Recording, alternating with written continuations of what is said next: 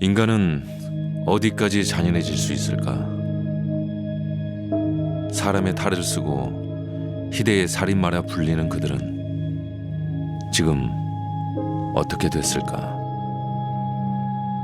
대한민국은 1997년 12월을 마지막으로 사형 집행이 중단된 실질적 사형 폐지국이다. 2022년 현재 59명의 사형 집행 예정자가 생존해 있다. 우리는 몇몇 사형수로부터 직접 편지를 받았다. 이제 와서 그들은 무슨 말을 하려는 걸까? 우리의 바람은 단 한 가지. 다시는 이런 일이 일어나지 않게 하는 것이다.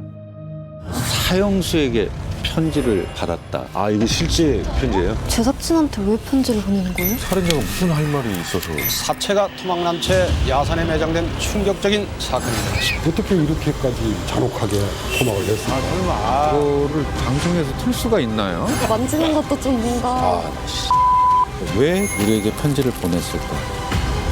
나랑 얘기 좀 더 합시다.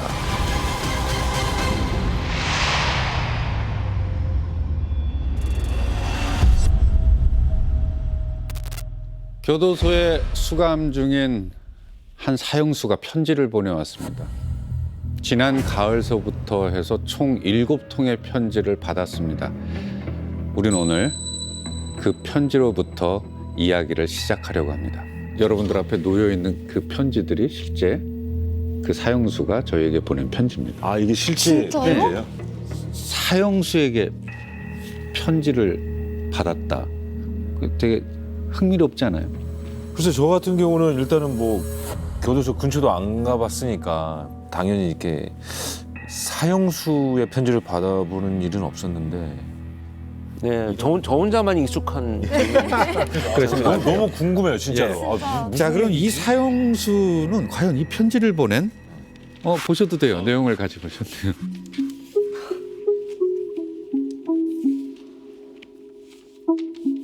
뭔가 무서운데요. 만지는 것도 좀 뭔가 됐어요. 공감하는 느낌, 교류하는 느낌이라. 저는 느낌으로 일단은 사형수가 편지를 보냈다라고 하면은 우선적으로는 자기가 벌인 일에 관한 후회 혹은 자책 혹은 일말의 용서의 사연이 있겠다라는 생각이 좀 들고요. 자신의 얘기였지만 법정에서 끝까지 받아들여지지 않았던 어떤 하소연적인 얘기가 있을까? 뭐 이런 상상이 됐거든요. 근데 제작진한테 왜 편지를 보내는 거예요? 살인자가 무슨 할 말이 있어서. 그러니까요. 아, 나 이런. 아, 죄송해요. 아니, 뭐. 아, 글쎄, 뭐, 내가 어떤 사건인지는 모르겠는데 무슨 행복했습니다 뭐 있다고 얘기가 이제 있는 게 참 이해가 안 되네. 이게. 범행 이전의 삶과 목표했던 삶에 대한 전후에 대한 이야기들이라면 듣기에 따라 깜짝 놀랄 만한 이야기들이 있습니다만 필요할까를 고민해 봅니다. 서울로 가던 길에 스님 한 분을 만나게 되어 이 스님은 많은 난을 겪으며 형제 가족 모두를 잃고 산중으로 들어가 당시 독립운동원들과 만나며 동지분들이 힘을 모아 관리해 오신 재산을 하시고자 하는 프로그램에 함께 연결하여 더욱 큰 그림으로 세상에 내놓을 수 없을까 하는 고민을 해봅니다.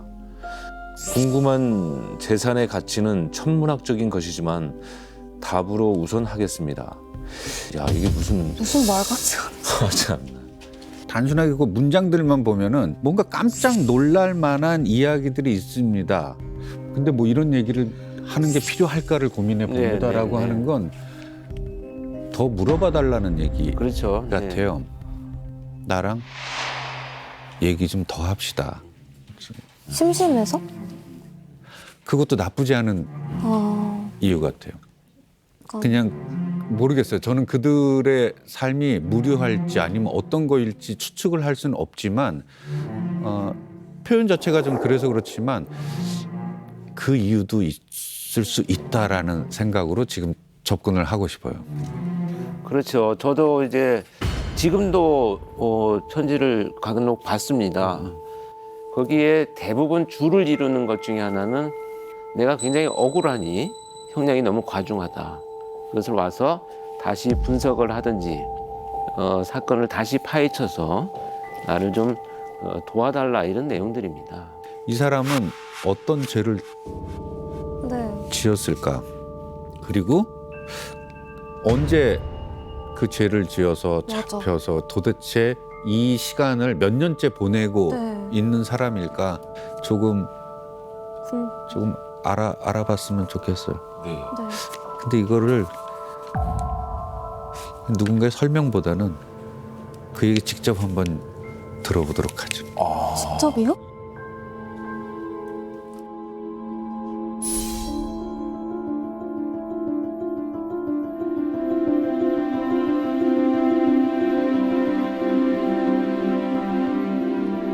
교도소 생활은 어떤가요? 이곳 생활은 계속 반복되는 날들입니다. 이곳에 들어온 지 얼마나 됐죠? 글쎄요, 한 28년 된 것 같습니다. 28. 본인이 28년 전 벌인 일 기억하십니까? 긴 시간이 흘렀지요. 범행 전의 삶은 어땠습니까?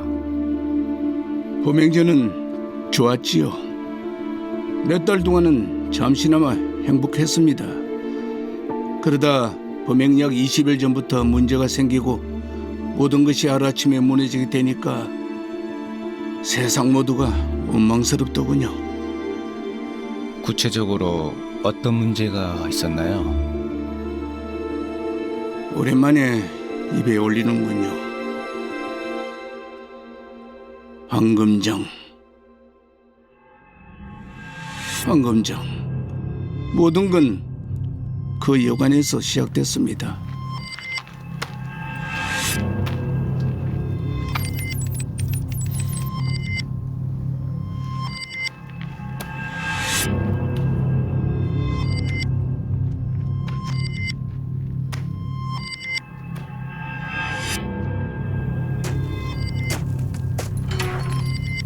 이곳은 나의 보금자리이자 희망이었습니다.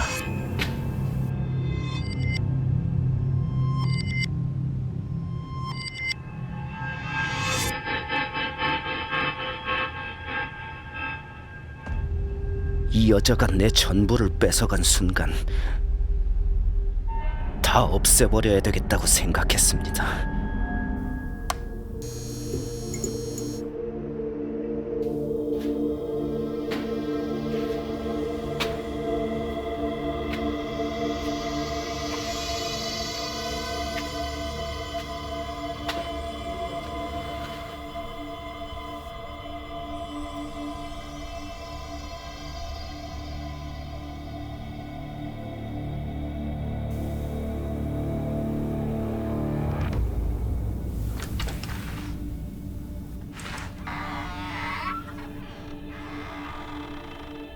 내 것을 망가뜨린 여자 전향숙.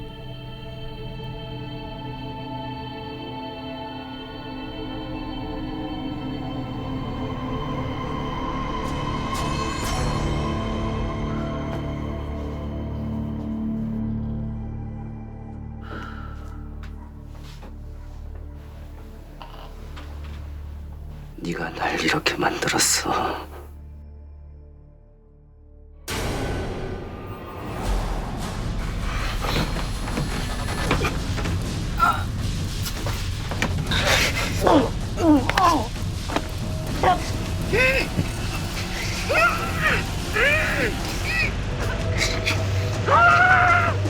진짜 잘해보려고 그랬는데.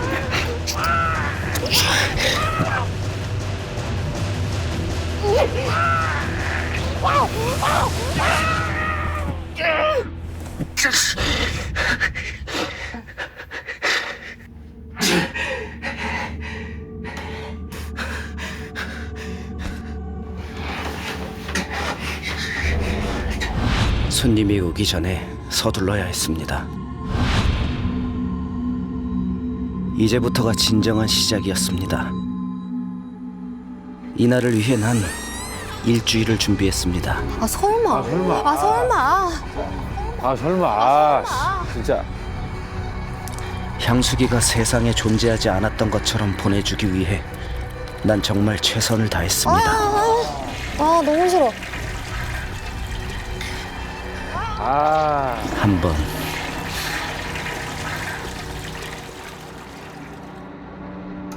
두 번, 세 번, 네 번.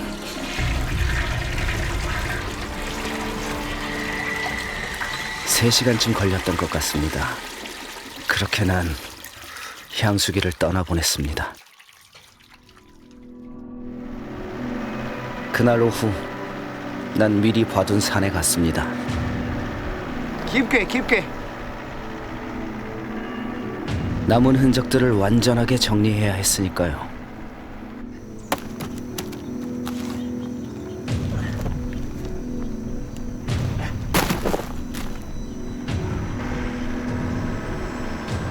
이제 사람들은 영원히 향수기를 찾지 못할 겁니다.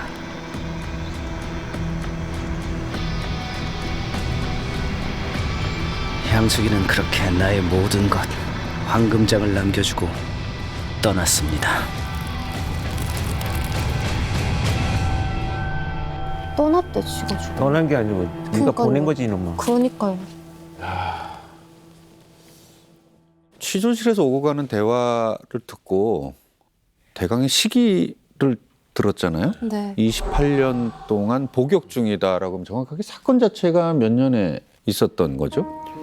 이 사건이 발생한 것이 1994년 8월입니다. 혹시 이제 황금장 여관 살인 사건 이런 표현도 처음 들으시죠? 예, 저는 처음 듣는 거죠. 여관을 경영하던 40대 후반의 여주인이 살해된 뒤에 사체가 토막난 채 야산에 매장된 충격적인 사건이 일어났습니다. 사체를 토막내 안매장한 43살 성낙주 씨. 피의자 성 씨가 토막난 사체를 파묻은 강원도 원주의 한 야산 기슭입니다. 성 씨는 토막난 사체를 근처에 있는 공사장의 중장비를 빌려 파묻는 대담함과 뻔뻔스러움을 보였습니다.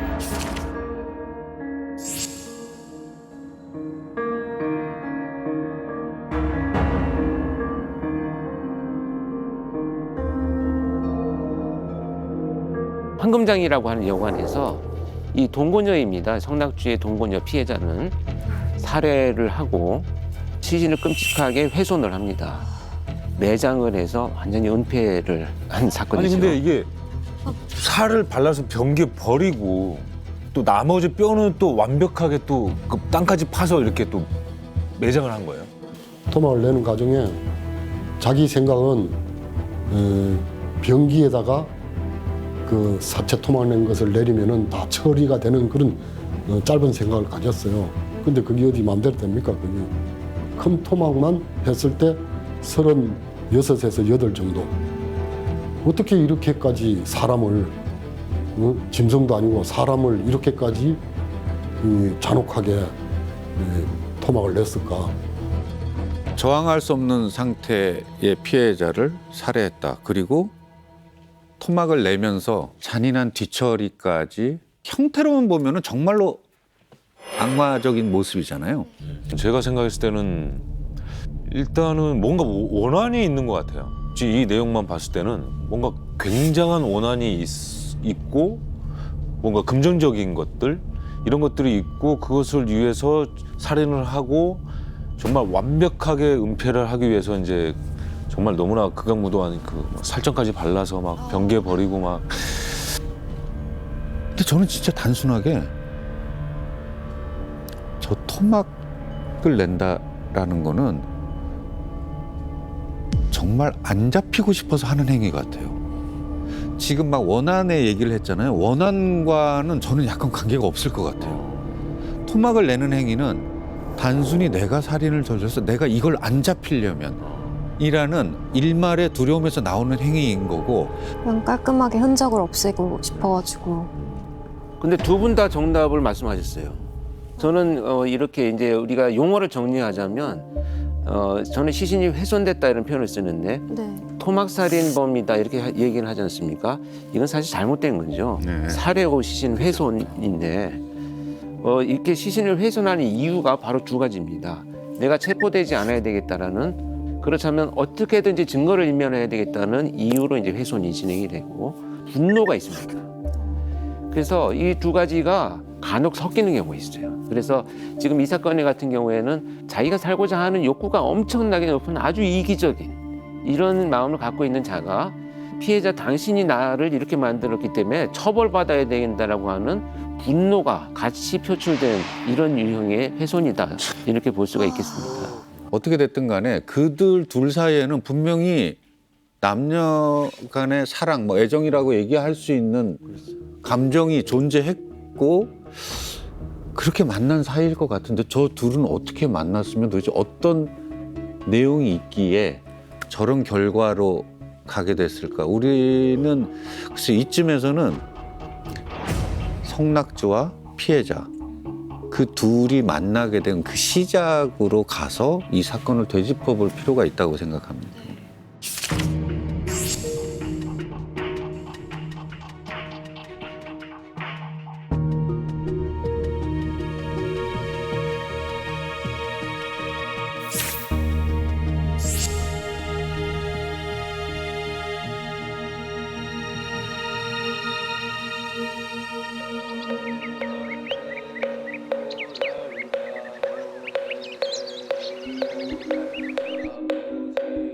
나는 못난 사람입니다.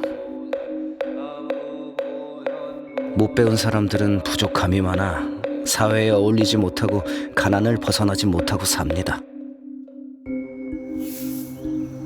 시대를 잘못 만나 한 곳에 정착하지 못하고 먼지처럼 떠돌다 8년을 중생들을 위해 살았지요. 하지만 애초에 승려 생활은 나와 맞지 않았습니다.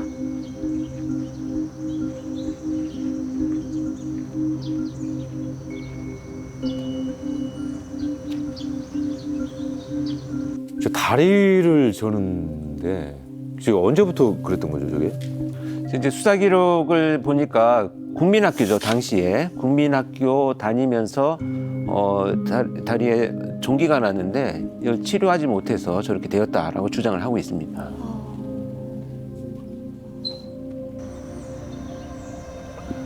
그중 나는 작은 철학관을 하나 운영 중이었는데 황금장과 궁합이 잘 맞아 당분간 정착하기로 했죠.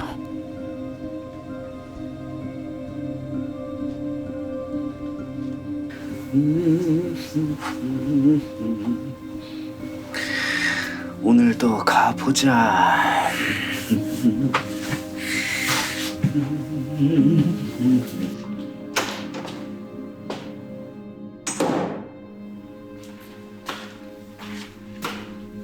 만년 떠돌이 인생에 드디어 종지부를 찍을 보금자리.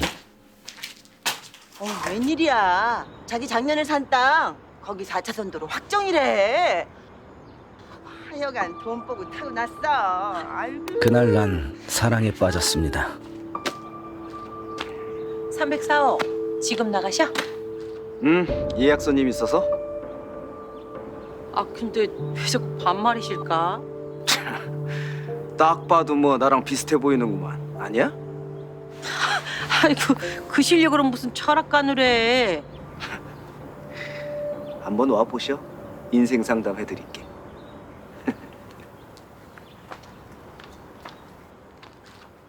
여자 혼자 사업하면 힘든 게 많을 텐데 특별한 위로가 필요할 것 같았습니다.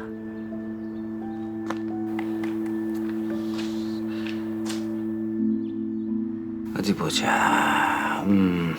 젊을 때 고생이 많았겠네. 어?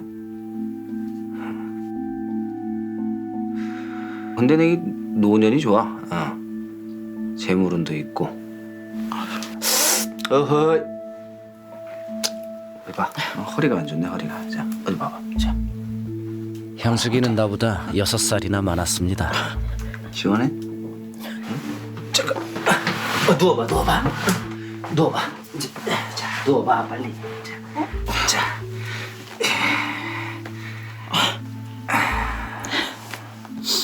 어때? 응? 시원하지? 외로운 과부는 남자의 손길이 반가운 법이죠. 나보다 한참 어려 보이는데 그냥 누님이라고 불러. 누님은 무슨 대충 봐도 비슷해 보이는구만 뭐. 근데 희한하네. 응? 여관하면 힘들었을 텐데 늙지도 않았네? 내가 돈은 좀 벌었지. 그래도 사는데 고생 많이 했어. 자기는? 아휴, 사연 없는 사람 어디 있나 뭐. 어려서 혼자 돼서 사는 게 외롭더라고. 그래서 결혼도 일찍 해서 애도 셋씩이나 낳았는데 군대 가 있는 동안 애들 엄마가 죽었어. 애들 엄마 간 뒤로는 마음을 못 잡겠더라고. 그래서 머리 깎고 절로 들어갔던 거고. 세상에, 자기도 고생 많이 했네.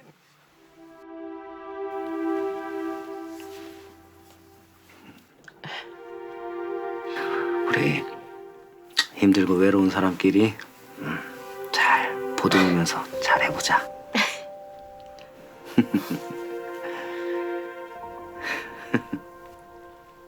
점을 보러 온 사람을 상대로 그 상대방의 그 신상 또는 재산 관계 이런 것을 다 파악하고 거기에 맞게 접근을 해서 또 실행에 옮겼는 걸로 봤을 때는 결국은 재산에 대한 욕심이 상당한 사람이죠. 아이고. 아이, 자꾸 그날 이후 난 정말 열심히 노력했습니다. 기다리지 좀. 아이고, 어휴, 무겁구만 이거. 괜찮은데.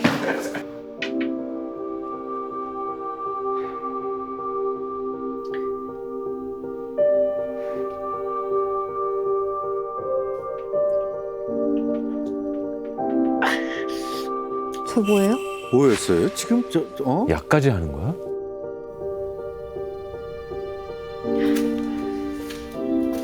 빨리 와. 빨리.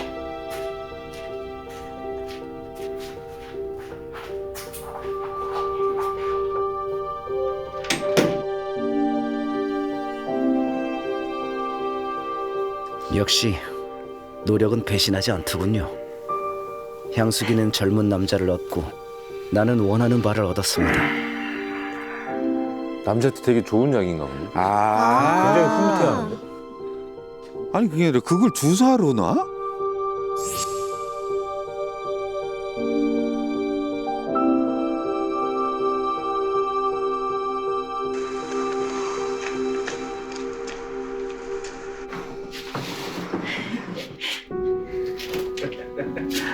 예상은 했지만 향수기는 가진 게 참 많았습니다. 좋네. 어때? 향수기는 나에게 무엇이든 다 해줄 것 같았습니다. 향수가 고맙다. 잘할게. 이제 이 여자와 우리의 황금장을 함께 운영하며 행복할 것만 같았죠. 그런데 그것은 내 착각이었습니다. 이건 내가 꿈꾸던 여관 주인의 삶이 아니었습니다.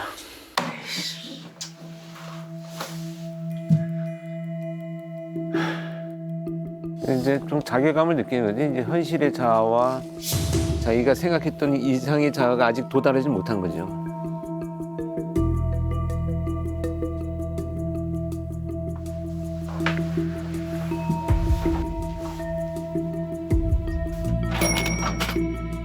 어차피 향수기는 내 여자, 황금장도 내 거. 그러니까 이 돈도 내 돈 아니겠어요?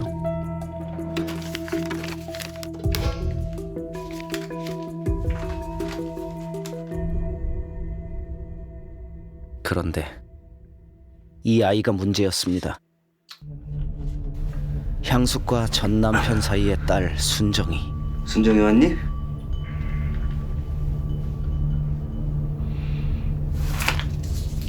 이거 원래 아저씨 돈인데 청소하면서 잠깐 넣어놨던 거야. 이 집에 온 첫날부터 순정이는 날 싫어했습니다. 야, 순정아.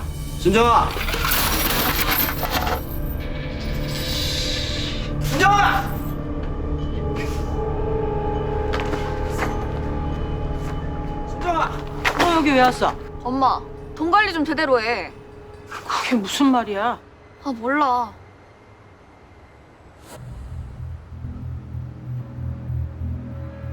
저 아저씨한테 물어봐.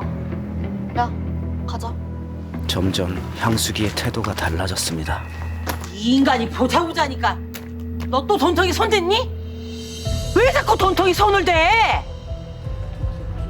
일단 들어가. 어? 들어가서 얘기해. 자식. 아이, 근데 참 들어가. 아유, 내가 진짜.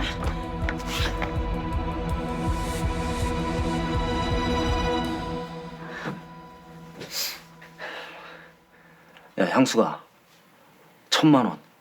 너 진짜 1,000만 원 안 되냐? 1,000만 원? 1,000만 원이 누구 집 개 이름이야?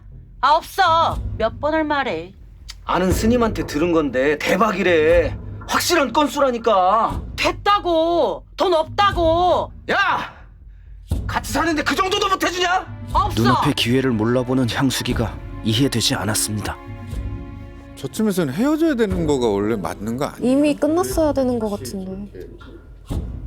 그렇다고 해서 발단이 될 사건은 그러니까 뭐가 저런 있을지. 관계를 왜 계속 유지했을까요? 그처럼 그러니까 저런 자들이 결국은 이렇게 끝까지 피해자들의 여린 마음들을 사실 이용해만 오는 겁니다. 네. 이 사람은 내가 좀 어떻게 해도 그냥 내가 원하는 대로 할 거야 이런 것을 이용해만 오는 거죠. 어떻게 보면.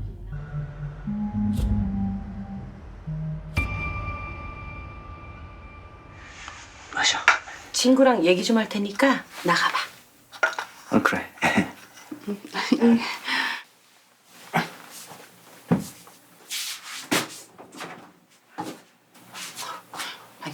저 남자 누구야? 설마 같이 사는 거야?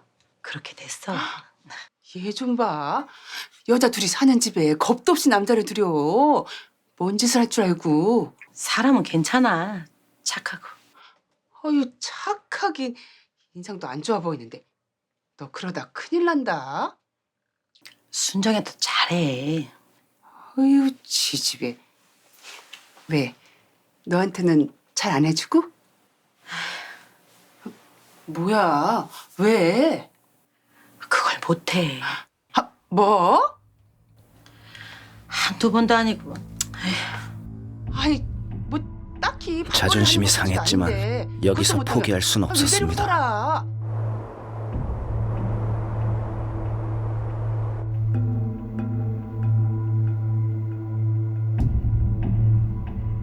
사실 처음 만났을 때부터 난 향수기 몰래 매번 이놈의 힘을 빌리곤 했습니다.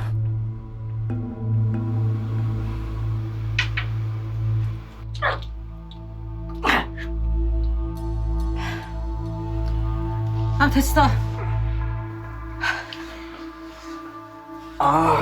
피곤해서 그런가. 아휴.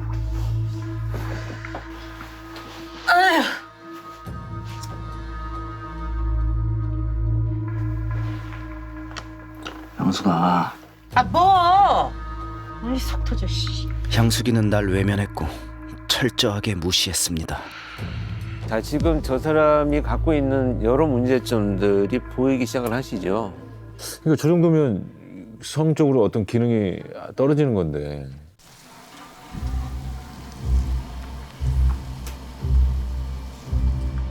같이 잘 살아보자더니 황금장도 주지 않고 자존심까지 짓밟히니 제정신으로는 살기 힘들더군요.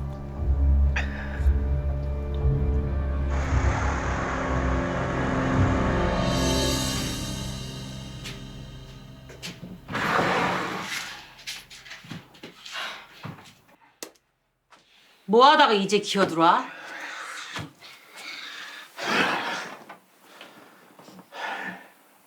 술 먹었어? 술 마실 돈 있나 보네. 그만해!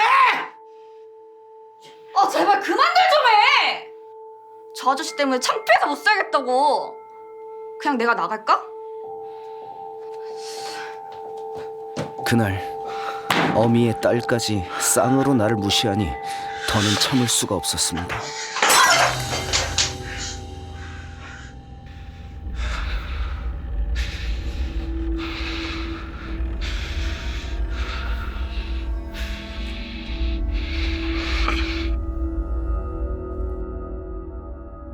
순정이가 가출을 했습니다.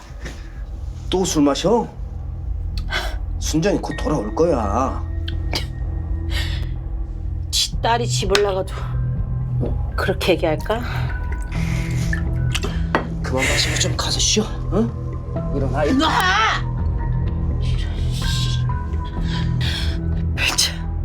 어디서 이런 새끼를 만나가지고. 향수기는 딸이 사라지자 더 나를 무시했습니다. 향수기가 자초한 겁니다. 제발 죽여달라고.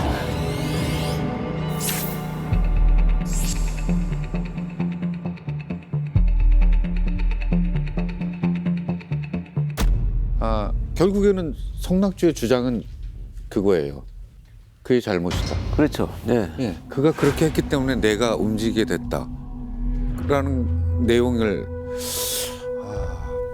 아니 그러니까 저도 계속 이렇게 이걸 보면 영상을 보면서 뭐 뭔가 약간 정확한 어떤 팩트에 대한 내용인가. 그러니까요. 오히려 뭐 지금 저 살인자에 대한 어떤 약간의 동정심도 가게 되고. 근데 결국은 저 다 빌부터 갖고 그 베껴 먹으려고 그런 거고 또 우발적으로 막 죽인 걸로도 보이고. 근데 그렇게 했기 때문이라는 그 말이 아무것도 설득력이 없어가지고 사실 이 사람이 얼마나 그냥 흉악한 사람인지가 더 드러나는 것 같아요, 오히려. 피해자는 성낙주를 왜 받아들여 준 거고 왜 저런 동거가의 생활까지 갔다라고 하죠? 거기서 나온 사실은 뭡니까? 우리가 보는 시점은요, 여러분들 이 범죄자가 주장하고 있고 일방적인 겁니다. 피해자는 이미 아무 얘기도 할 수 없는 상황이에요. 우리 지금 전지적으로 이 범죄자의 입장에서만 보고 범행을 할 때 했던 생각과 이런 것들이 판결문에 정리되고 조사에 나온 내용을 가지고 이제 구성을 한 거거든요. 그래서 제가 말씀드리고 싶은 건 피해자가 그런 관계, 인간적인 관계도 되게 어떤 이 매듭을 못 짓는 이런 성격일 수도 있겠지만 그거를 교묘하게 이용을 한 것이고요. 두 번째는 아마도 눈에 보이지 않는 이런 위협이, 그러니까 두려움이 훨씬 저는 컸다 이렇게 생각합니다. 근데 사실 성낙주가 정말로 피해자의 금전적, 경제적 어떤 부분을 노리는 게 이게 절대적이었다라면은 저는 살인까지 안 갔을 것 같다라는 생각이 들거든요. 왜냐하면 살해를 저질렀다고 해서 그녀의 재산이 자기 거가 될 수 있는 가능성은 희박하고 대신에 사기꾼이 되려면은 그거 다 참았어야 됐었어요. 유능한 사기꾼이 가지고 있는 침착성, 냉정함, 그리고 인내, 이 모든 것들이 다 없는 정말로 순화준 사기꾼이었던 거죠. 아직 안 나왔는데 뭐 다른 남자가 생겼는데 자기한테 떨어져야 되는 돈이 다른 남자한테 갔다던가 이러면 그러한 분노에서는 불가능한가요? 지금 되게 아까 말씀하신 것처럼 중요한 것이 교묘하고 치밀한 사기꾼이었다면 자기 스스로 절대 멈추지 않죠. 모든 것이 자기 것으로 될 때 딱 자연스럽게 헤어져 버리는 이런 선택을 했을 텐데 그렇게 치밀하지 못한 성향을 갖고 있고 굉장히 폭력적이었을 것이다 이렇게 이제 추측이 됩니다. 그래서 제가 성낙주 보내온 편지 중에 하나를 보시면 다시 한번 보다 더 심도 있게 이해할 수 있는. 다음 서신은 좀 늦어질 것 같습니다.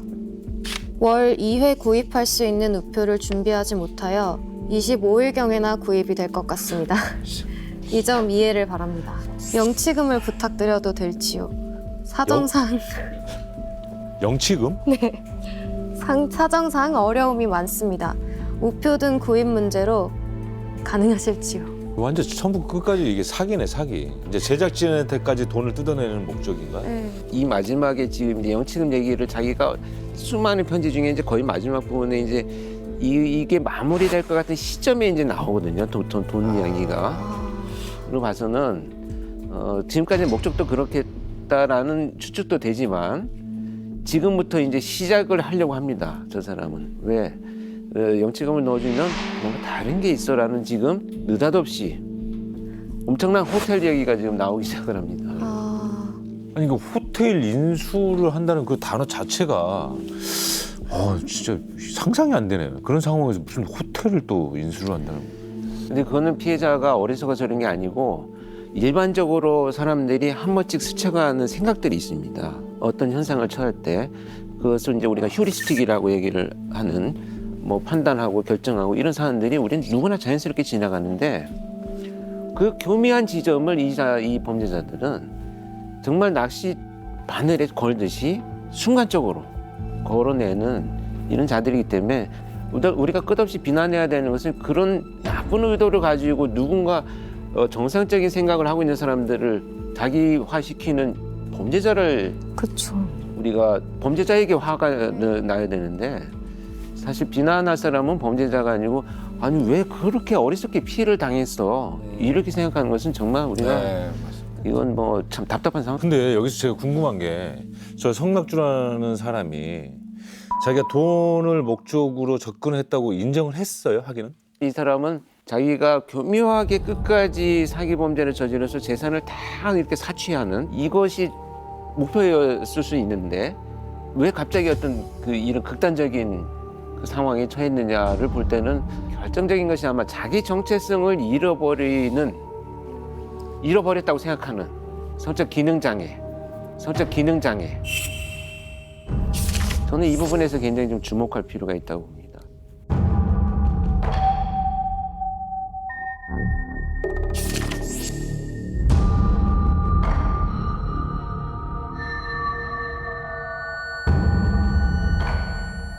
성낙주가 허리가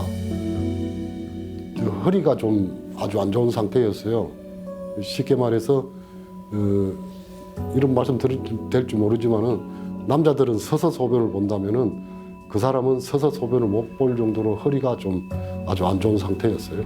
그러니까 첫 번째 결혼한 처가 이제 가출을 하고 이렇게 가족이 해체된 걸 보면 이 여러 가지 문제로 인해서 이런 성적인 기능에 영향을 주시는 심리적인 아마 충격들이 좀 있었을 것으로 추측이 됩니다. 그지 뭐가 됐건 극복을 하려고 했어요. 뭐 주사도 맞고. 아니 근데 그렇다고 그거에 대해서 무시를 당했다고 살해까지 간다는 것은 이건 저는 이해가 안 되는데. 흔히 얘기할 수 있는 정말 나쁜 X의 전형입니다. 피해자는 결국엔 죽었고요. 그것 때문에 너무나도 사랑했던 사람을 떠나보낸 또 다른 피해자도 그러니까요. 발생이 됐고요. 그 딸은 그러면은 어떻게 됐습니까? 딸은 안타깝게도 엄마를 보지를 못했습니다. 보지를 못했다고요? 엄마가 사망했으니까. 그렇죠. 엄마가 사망했으니까. 그런데 여기에서 자, 이 성낙주를 왜 제가 이렇게 어떤 서사로도 인정하지 않으려고 하느냐. 정말 상상하고 싶지 않은. 왜요? 이걸 참 말하기 어려운 만큼 충격적인. 또 뭐가 있는 거야? 반전에 반전이 또 거기서 남아 있습니다.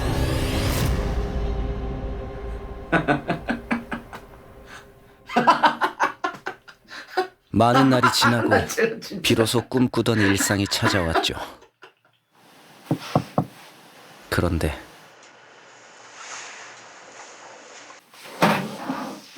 안녕하세요, 아저씨. 응. 순정이 왔어요? 아직 안 왔어? 에휴, 대체 어딜 간 건지. 네가 아는 친구들한테 좀 연락 좀 해볼래? 네, 알겠습니다. 안녕히 계세요. 그래, 가라.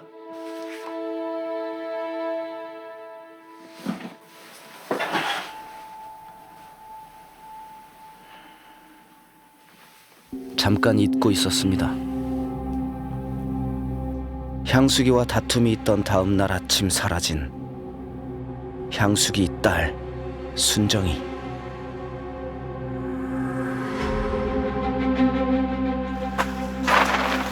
어서 오세요. 모녀가 나를 쌍으로 무시했던 그날 소주 하나 밤이었죠.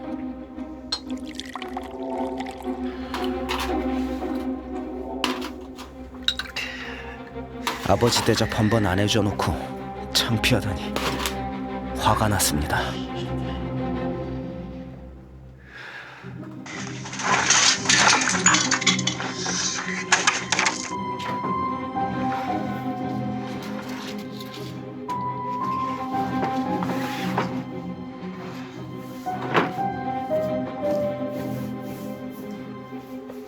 늘 순정이가 문제였습니다. 순정이 때문에 향수기도 초심을 잃은 것 같았고요. 야, 너 나와봐. 아버지로서 한마디 하려던 것뿐이었는데. 빨리 문 안 열어! 열었어요. 뭐요? 어린 게 버르장머리가 없어, 이씨. 아저씨, 우리 엄마 좀 그만 괴롭히면 안 돼요? 뭐? 맨날 그렇게 싸우고 살지 말고 그냥 우리 집에서 나가면 안 돼요? 뭐? 이걸 그냥 확... 순정이가 먼저 도발했습니다. 나가시라고요. 맨날 엄마한테 욕이나 먹고 왜 그러고 살아요? 아저씨는 자존심도 없어요? 야! 너 어른한테 그게 무슨 말버릇이야! 그러니까 이런 얘기 듣기 싫으면 나가시라고요!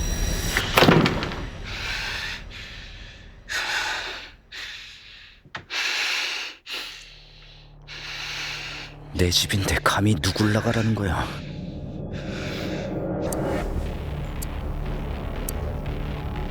모두가 완전히 잠들 때까지 숨죽이고 기다렸습니다.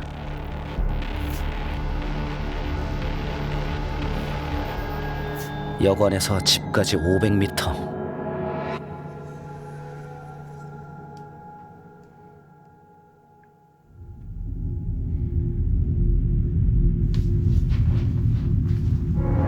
어차피 향수기가 가면 순정이는 성가시기만 할 뿐.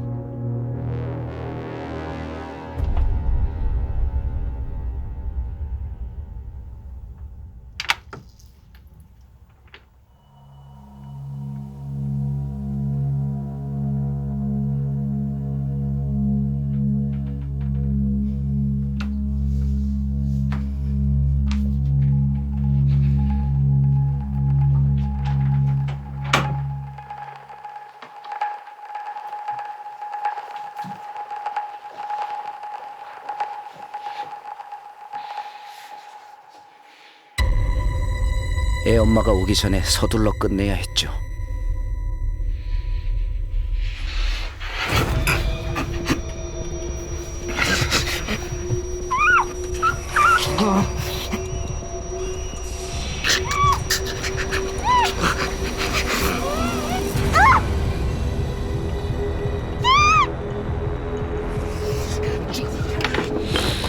그토록 그리워했던 니네 아버지 곁으로 보내줄게.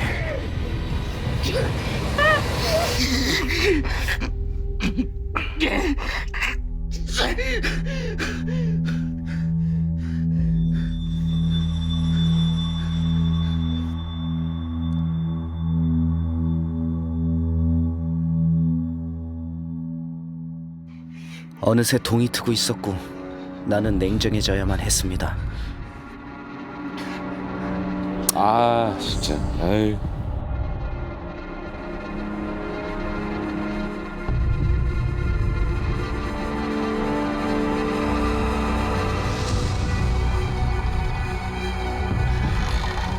향수기를 죽이려고 마음먹었을 때 생각해둔 대로 실행에 옮겼습니다.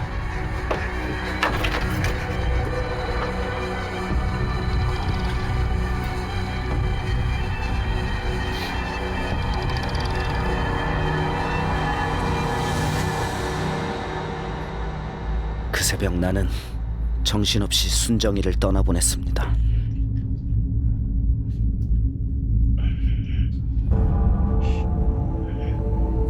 진짜 미친 사람이네 진짜. 5시간쯤 걸린 것 같습니다. 생각보다 시간이 많이 걸렸지만 지체할 틈이 없었습니다.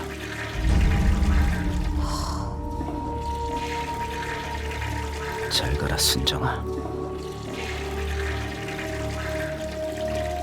야, 자식.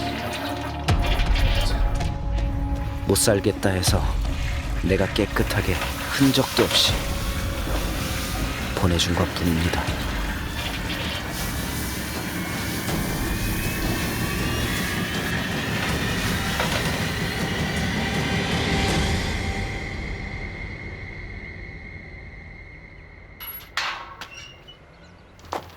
어디가? 요 앞에. 아줌마, 물 안 나와요. 고장 났나 봐. 물이 왜 안 나와? 언제부터?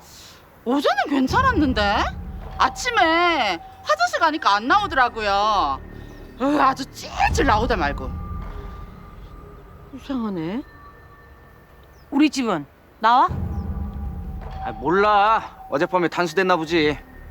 이제 조금씩 나와. 순정이는 잘 씻고 갔어? 순정이?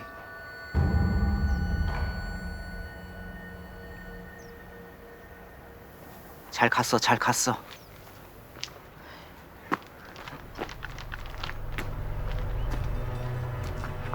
빨리 와.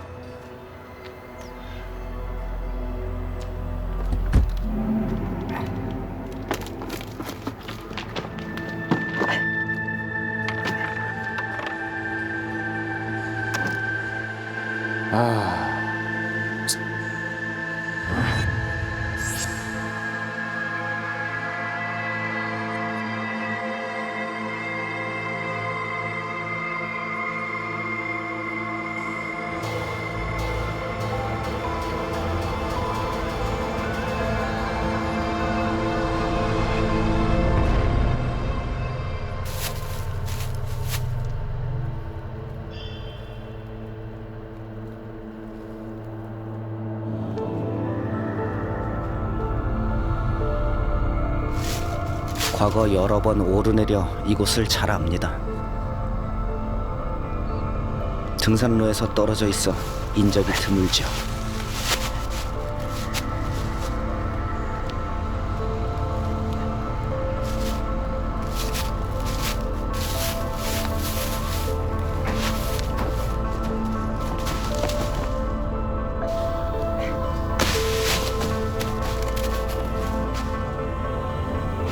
엄마도 곧 보내줄게.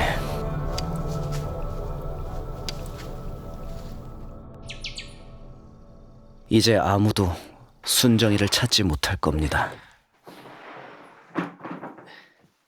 어디 갔다? 요 앞에. 뭐해? 이거 해서 먹으려고. 순정이가 안 보이는데? 순정이? 아까부터 안 보이던데?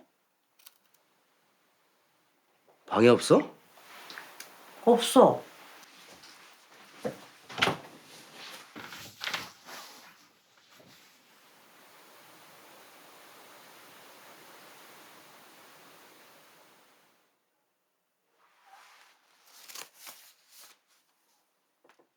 혹시라도 딸을 끔찍이도 아끼는 향수기가 경찰에 신고하면 안 되니까 미리 준비를 좀 해두었죠. 방에 무슨 쪽지가 있어. 이게 뭐야?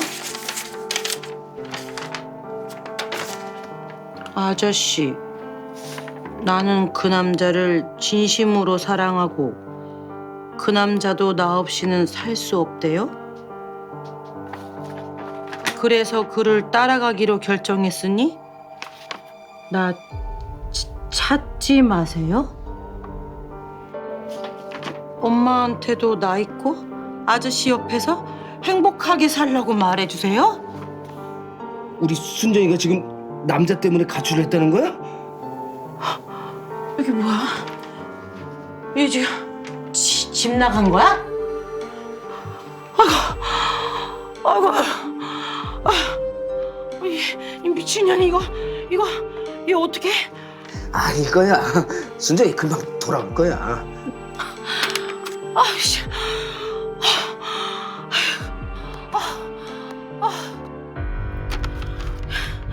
이제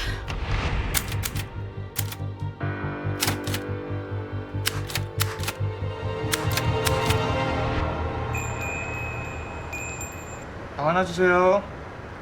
예. 사장님 바뀌었어요? 네, 제가 새로운 사장입니다.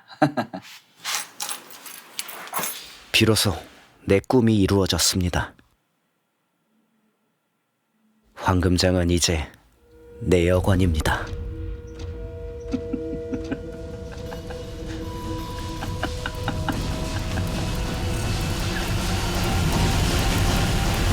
진짜 열이 뻗치네요, 진짜.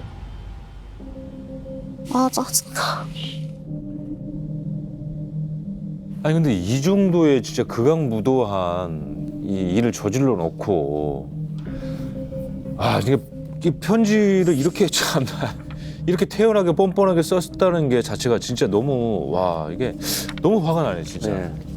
사실 저는 영상 속의 성낙주를 보면서 저렇게 우발적으로 저 아이에게 모욕을 당하고 그 분노를 참지 못해서 아까 말씀 주셨던 결국에 촉발이 된 원인은 저거구나. 그래서 저 살인이 이루어진 이후에 많은 것들이 포기가 돼서 두 번째 살인까지 가지 않았을까라는 생각이 들었던 거죠. 그러니까 살인이 이루어지는 순간 그 이후의 횟수는 그에게는 별로 중요하지 않다라는 생각이 단순하게 들었어요.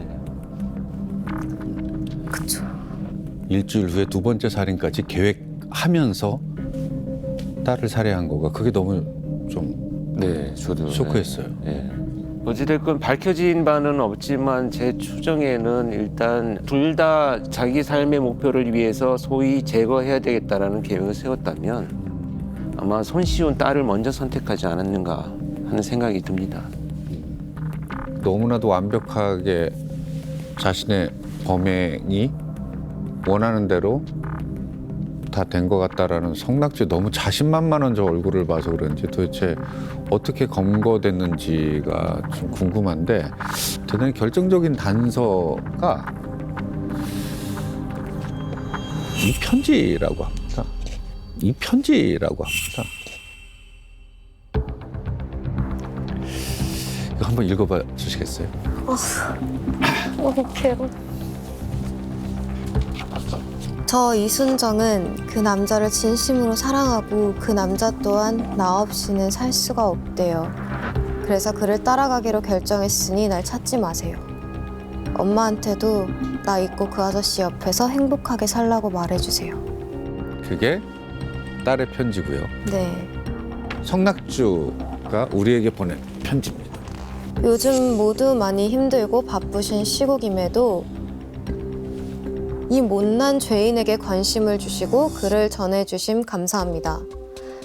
종기가 점점 악화하여 우측 무릎 밑까지 골마 부어오르며 걸음을 걸을 수 없게 되어 국민학교도 졸업을 못하게 되었고요.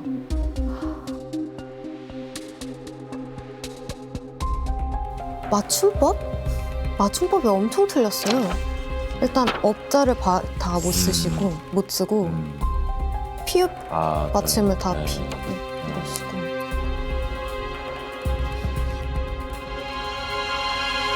자, 그래서 이제 피해자가 사라지고 나니까 평소 친하게 지내던 그 친구가 이제 실종 신고를 합니다. 성낙주를 연행을 해서 이제 몇 시간 동안 뭐 7, 8시간 동안 조사를 했다 이렇게 밝혀지고 있는데 끝까지 버티죠. 불리한 진술을 할 때쯤 되면 이제 시간을 벌기 위해서 이제 뭐 연부를 외운다든지 뭐 이런 정말 그 액션을 합니다. 이렇게 회피를 하면서 그 시간을 벌고 있던 중에 딸의 가출 편지를 발견한 형사가 성낙주한테 사건 당일 무슨 일이 있었는가를 써라라고 해서 받은 진술서와 대조를 하기 시작합니다. 가출 당시에 딸이 써놓았다는 그 편지를 보니까 중학교 3학년으로 기억하는데 중학생이 타자가 필요가 없었어요. 중학생도. 근데 타자기로 타이핑해가지고 했길래 뭔가 이상하다 해서 재차 읽어보고 또 읽어봤는데 예를 들어 옆 동네, 옆집 이렇게 쓸 때 받침이 피업인데 비업을 쓰더라고요. 이 편지와는 필히 연관됐다. 그러면 딸의 가출과도 상당히 일관성이 있구나. 근데 그와 동시에 이 고리를 풀면은 엄마의 소재도 확인할 수 있겠구나. 이런 생각을 가졌죠. 유력한 정황을 가지고 경찰에 추궁을 하고 두 번째 범행에 쓰였던 메스와 심지어 타자기를 사가지고 온 것이 이제 밝혀졌습니다.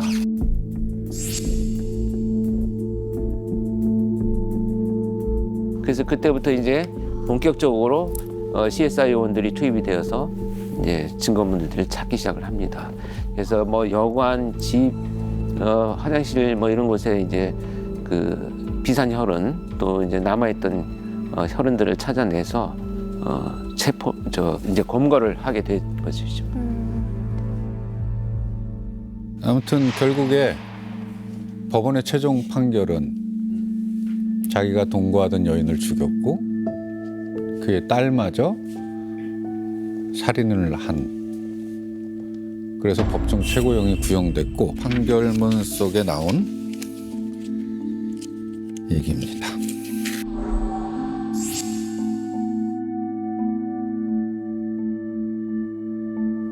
법정에서 자신의 잘못을 깊이 뉘우치고 있는 점에서 한 인간으로서의 피고인에 대하여 참작할 만한 정상이 없는 것은 아니나 위에서 본 바와 같은 이 사건의 범행의 수법이나 범행 결과의 중대성, 이 사회에 끼친 악영향 등을 감안하여 볼 때 피고인에 대한 양형으로서 사형을 선택하지 않을 수 없다. 그런데 삶의 궤적들 뭐 이런 주관적으로 겪는 자기가 주장하는 내용들 다 인정하지 않겠다라는 얘기죠. 결론은. 마지막 사형이 대한민국에서 집행된 97년 그 이후를 보냈고 성낙주는 아직도 사형 집행 예정자라고 부르나요? 그렇죠. 정확한 호칭은. 예.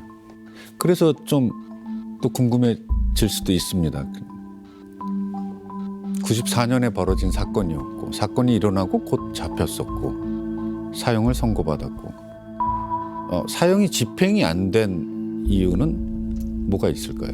또 오늘따라 또 뭐 감독님, 영화 감독님하고 또 배우님들이 나오셨어. 참 질문 드리기도 참 부끄럽습니다만 마이 파더라는 영화를 혹시 아시는지요? 오징어 게임 감독하셨던 네네. 황동익 감독이 이게 뭐 무슨 상관이 있어요? 그 영화가? 이 영화가 성낙주라는 이 자와 연관성이 있습니다. 연관성이 있습니다. 세월도 갈라놓을 수 없었던 핏줄로 이어진 부모와 자식 간의 사랑. 어린 시절 외국으로 입양됐던 한 남자가 고국 땅에서 친부모를 찾아 나서는 애틋한 사연을 그린 영화입니다. 얼마 전 개봉한 이 영화는 실화를 바탕으로 만들어졌다는 점에서 더 관객들의 관심을 모으고 있는데요.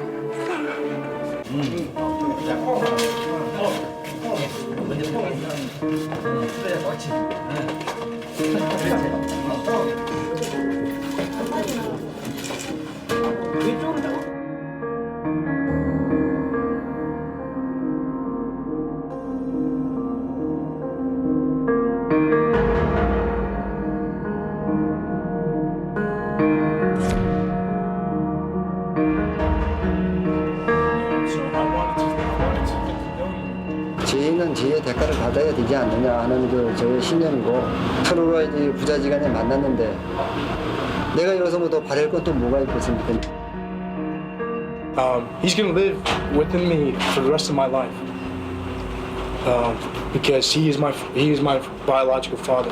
이 성낙주와 이 지금 아들로 나와 있는 이 두 사람은 서로 연락을 한 것이 아니고요. 이제 아버지를 찾으러 온 아들이 방송을 합니다. 그래서 방송에서 그걸 이제 알리죠. 그랬더니 교도소에 있던 성낙주가 내 아들이다라고 자기가 주장을 합니다. 그래서 저런 만남이 주선이 됐는데 진짜 무슨 좀 뭐 진짜 너무 영화적이라 좀 믿기지가 않네요, 진짜. 그 실제 그 아들이라고 얘기하는 애런 베이츠라는 책도 냈어요? 또 냈어요? 분이 쓴 책이에요. 나의 아버지. 무슨 내용이 대체 무슨 내용? 여기 몇 부분을 좀 발췌해봤는데 소희 씨가 한번 읽어봐 주실래요? 요 구절. 요 구절입니다. 아버지라고 내게 걸어오는 사람은 생전 처음 보는 사람이었으며 특별한 병이 있거나 고행을 하는 사람처럼 비쩍 마른 모습이었다. 게다가 내 아버지라고 생각하기에는 나와 너무나 닮지 않은 얼굴이었다. 내 옆에 앉은 아버지는 아무 말 없이 손을 펴 내 손을 만지셨다. 그리고 아버지의 손과 내 손을 쫙 펴보셨다. 신기하게도 손금이 거의 똑같았다.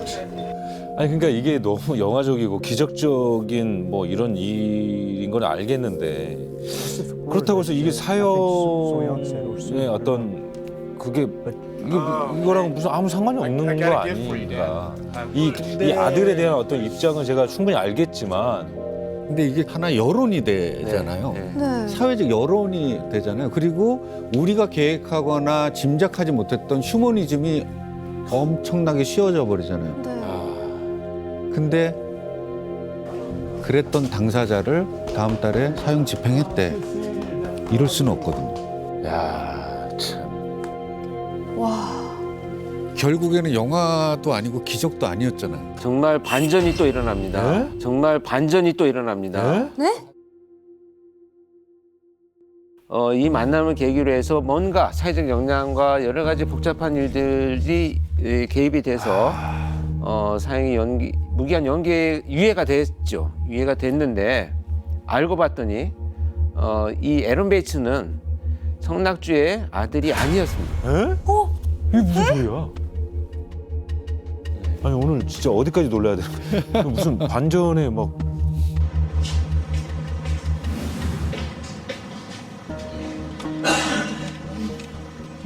We got a result, but the data means it's not related genetically, so I don't know.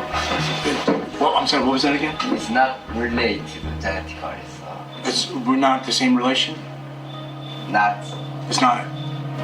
relation.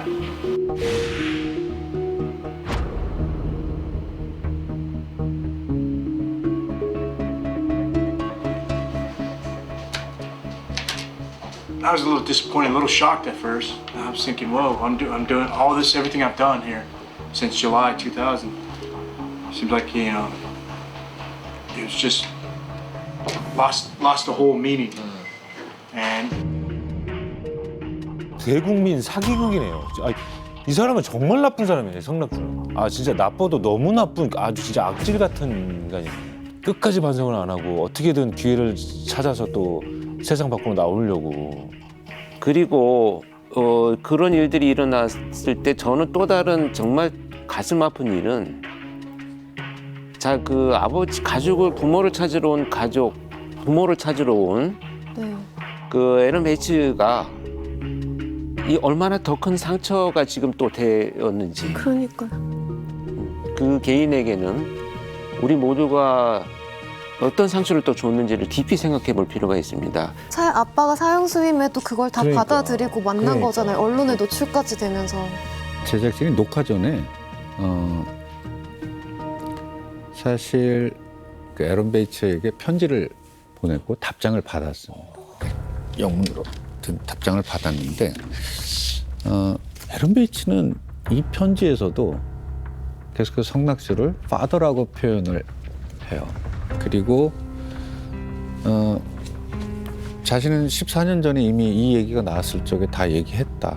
자기는 더 얘기할 거가 없고 난 앞으로도 계속해서 아버지랑 소통할 거다. 편지를 주고받으면 소통할 거고 아마 그가 우리 팀에게도 편지를 갖다가 보낼 텐데 얘기를 잘 해줘라. 계속 연락을 당신네들도 주고받길 바란다.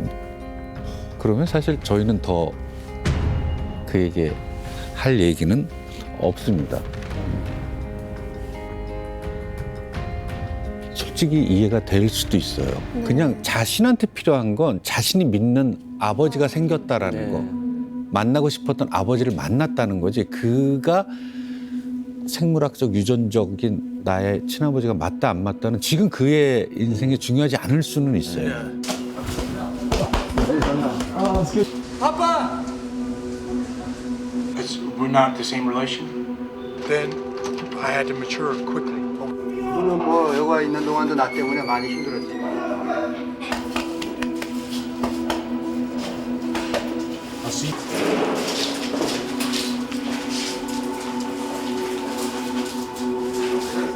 아들 손주 건강 조심하고 시간 있을 때 만나보길 원한다. 많이 보고 싶구나. 사랑한다.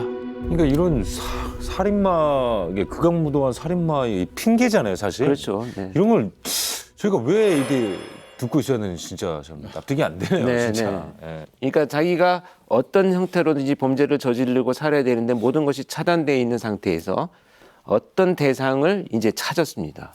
그래서 지금 대상에게 범죄 시도를 하고 있다. 저는 이렇게 생각을 합니다. 편지 받은 사람 저희가요?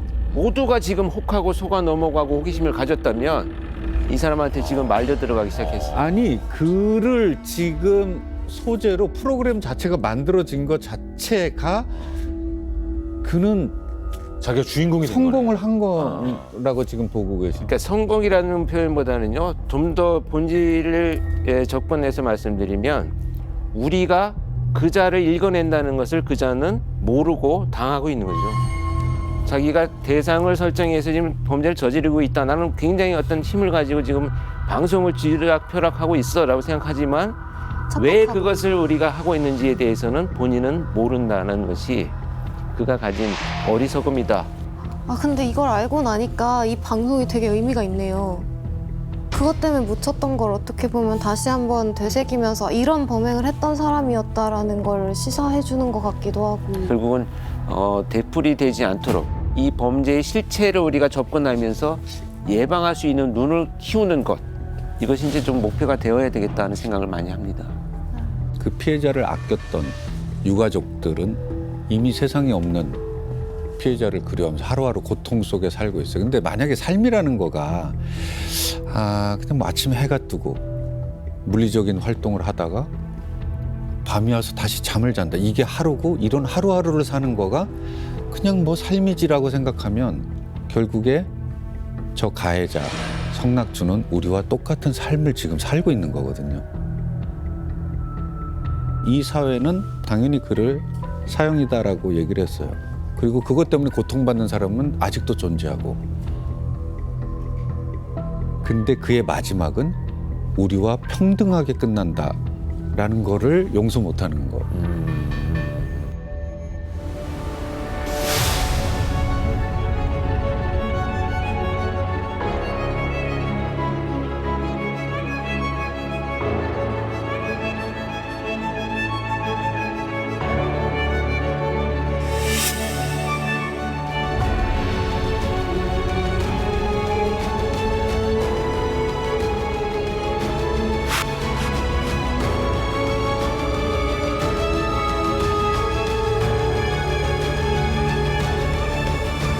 왜 그는 우리에게 편지를 보냈을까? 또 다른 희망을 가지고 있는 건 아닐까? 그는 죄에 대한 형벌을 받고 있는 그 시간인데 그 시간이 이제 정말로 다 됐다라고 생각하고 다른 걸 생각하고 있는 건 아닐까라는 생각이 또 한편으로는 들었습니다. 28년 전 그 일을 후회하십니까? 이제 누구 눈치 볼 일도 없고 죄지음에 대한 벌도 이 정도면 되지 않을까 하는 나의 생각에서 가벼운 마음으로 버린 영혼을 다시 살려볼까도 생각하고 있습니다.